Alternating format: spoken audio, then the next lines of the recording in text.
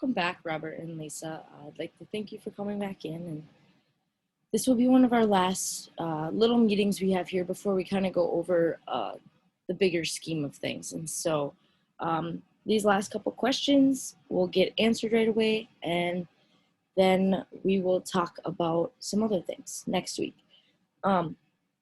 So since Robert has been experiencing some health issues, and we just want to make sure medical questions that have to be asked can be answered by someone, if possibly Robert can't be doing that. And so he said that he would like to appoint Lisa to these medical decisions that need to be happened. So kind of the documents you need. So I'm going to recommend that you put into place a durable power of attorney for healthcare, so a DPOAHC, and that allows Maker to appoint an agent with power to make medical decisions to the extent specified in the document when the principal is incapable of making informed decisions about medical care.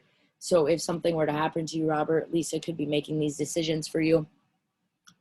It needs to be a written document executed by the principal while competent, granting that agent the power to make those decisions. And so we need to kind of act on that now, just so we don't have to worry about that in the future, so Lisa can make these decisions without worrying that she's not going to be able to make the decision. Moving on, we talked about, Robert, you wanted to establish a trust for your disabled grandson, and what kind of trust would be the best option for you guys. And I would recommend a supplemental needs trust. So it's a support trust that sets up a trust for the benefit of someone who depends upon support. So that it'd be a trust set aside with money for your grandson, that he'd be given, he would be given a set amount all the time. And then there's another option of a special needs trust, and they're very similar, and you can transition them pretty easily, I believe.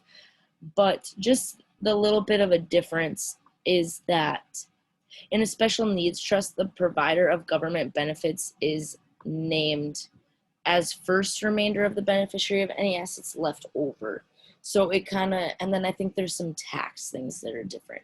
But these things are practically the same thing. But I would recommend a supplemental needs trust for you to set up for your grandson. And that's all that we have to cover today.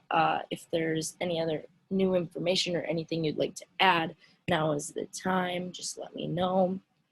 Thank you guys for coming in. And like I said, next week we'll be talking more big scheme things. So have a good 4th.